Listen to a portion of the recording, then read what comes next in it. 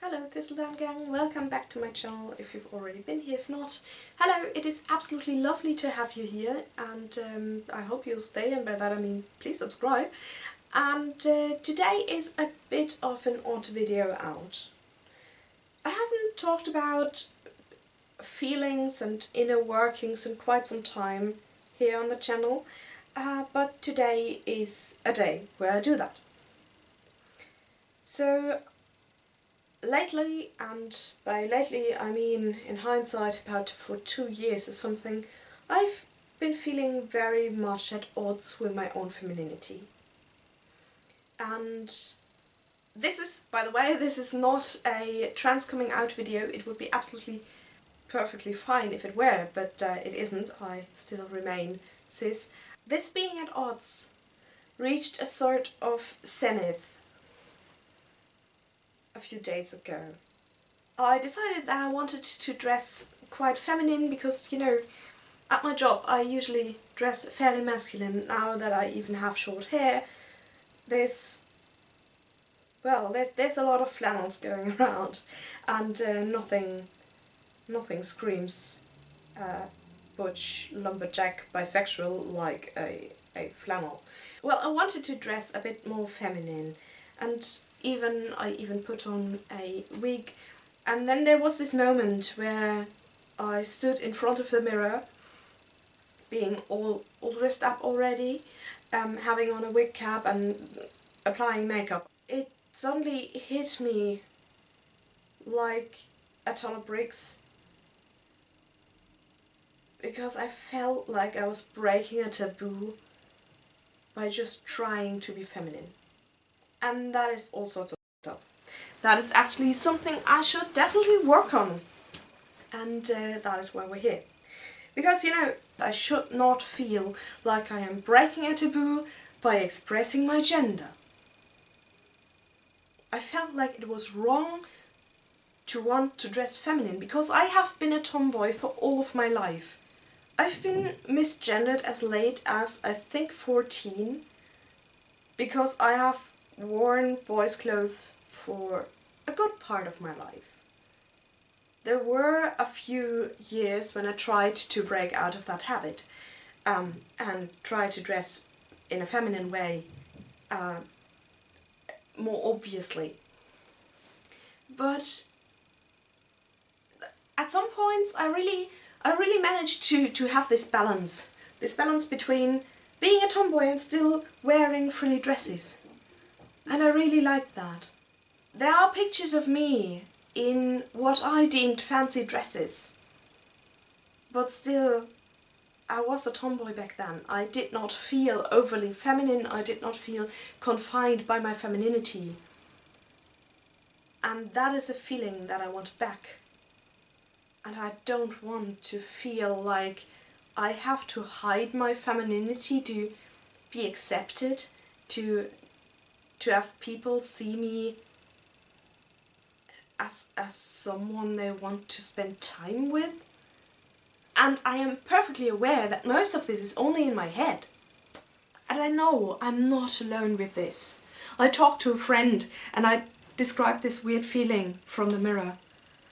And she said, I know exactly what you mean. I know exactly what you mean when you say I feel like I'm breaking a taboo. I feel like I'm trying to be something I wasn't assigned to be. I feel like I'm cross-dressing in a time when that wasn't an art form, or not considered an art form by the public. I know exactly how you feel when you say you feel like you're putting on drag just by trying to look how you feel on the inside. That is so sad. So I'm not alone, and this is why I'm making this video. This is why I'm taking you along on this journey.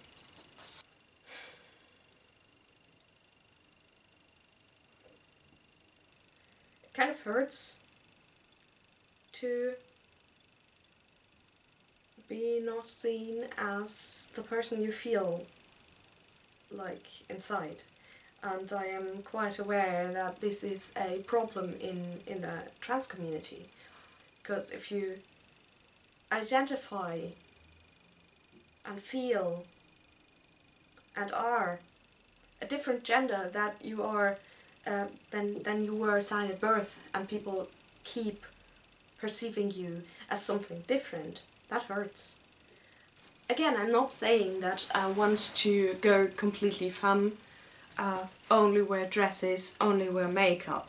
That is not me. I am more than just one of these things. I am more than just a butch punk or a frilly floof. I am both, and I'm so much more than that. And I want my outward appearance to reflect that, because outward appearances are language. We as people, at least as seeing people, communicate with these things. The Stitches has actually made quite an interesting short video about that I will link down in the description. It is always a statement. Your looks are always a statement. And my statements have been not everything that I wanted to express for the last few years. And that is so sad. And it's not only that. For me, my femininity is inherently connected to something that I would like to refer to as my glamour or my fairy tale side. I don't say that masculinity can't be magical, of course not, but I think the narrative that I'm looking for is the damsel that rescues herself and becomes the hero in her own right. And I want that back. I feel like I have kind of lost that. And I always felt like feeling good when I look into the mirror gives me a certain kind of strength, a certain kind of power actually. Not just power in the sense of energy, but also power over my own narrative. Because this is all just about telling a story. We tell stories with how we look, with how we perform. And while I am okay with my performance as a weird history nerd who has very leftist ideas and likes kitsch, because I am not very... I'm kind of open about the feminine things that I like. At least by now. I used to be far more pent up about this, and it's a huge story of toxic masculinity and the patriarchy in general. But while I like my performance, I don't like the looks of it. It's like having a good story, but the costumes are horrible. Who wants that? Who wants to watch a movie with bad costumes? And not deliberately bad. We're not talking about bad taste party kind of bad here. We're talking about really lackluster and horrible. I don't want that. I want that magic back. I want this glamour. I want this otherworldly presence. I want to make people stop in their tracks and look at me and think, okay, that is extra, but it kind of fits. I want that. In a video at the beginning of the year, I expressed that I wanted to start working towards my ideal wardrobe or something. And I think that feeling in the mirror, or that feeling from the mirror rather, made me realize that I should definitely work on that now, because that actually affects my mental health. I mean, of course, we all want to know who we are. We all want to explore our identity and settle in there. It seems to be a quite normal, very, very human need. And I am at the point where I really, really, really need to work on that again. There was a time where I was okay with how things were, but right now I am not. I don't want to necessarily go back to that, but I do want my teenage self and my child self to be proud of how I look today. Not just what I am today. I think they would be kind of okay with that. but I want them, I kind of want to do right by them, and I really wish I had access to all the boxes of drawings that are in my mother's cellar, because then I could maybe show you what I wanted to look like when I was 16 or 15 or even younger, because there always has been a certain element of historical influence in there, and a certain whimsicality, and I really like that, and I think that 15-year-old me and nowadays me, that we still have a lot in common in that regard. And really, I'm too old not to look the way I really want to look. And by that, don't get me wrong, by that I mean every age is too old to not look the way you want to look. Self-expression isn't tied to any kind of age, and I think that a lot of our latest parts of society wants us to think that at a certain age we should be settled in our style, or that we should have made up our minds, or that we should stop experimenting, and that is bullshit. So what do I want? What do I want to look like? I have made a lot of flowcharts and mind maps and things like that in the past, trying to find a common denominator or a name for what I want. But I think I've kind of found it, at least at the moment, for now.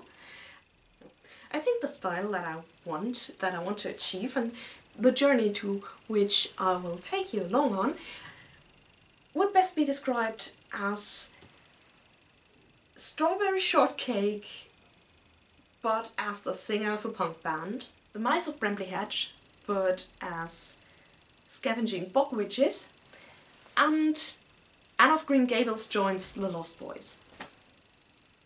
And that is basically what I want. And yes, of course I am aware that this is a first world problem, and we all have more pressing matters to attend to, but I think if this video, and hopefully the subsequent videos, help some people get to where they want to be, at least stylistically, because I always think that the outside actually helps the inside and vice versa, then I'm perfectly alright with this. Also, we all need distraction and entertainment at the moment, let's be honest. So what that means for this channel is that actually our program will largely continue as usual, but with a bit more focus on maybe history bounding, because as I said, there always were a lot of historical influences in what I wanted to wear, and a lot of actually historic inspiration from times where they already used historic inspiration, but it hasn't been so long, and by that I basically mean the 80s. Quite some crafting. I think rather than just starting without a plan, I kind of want to get back into drawing the things that I want first. I used to do that a lot, especially as a teenager, when I still didn't really have the means and not entirely the skills to fabricate what I wanted. And maybe I think I'd like to make videos about my style inspirations. I don't know if you would like that. We will just try it, and maybe you'll just tell me in the comments if you would like that.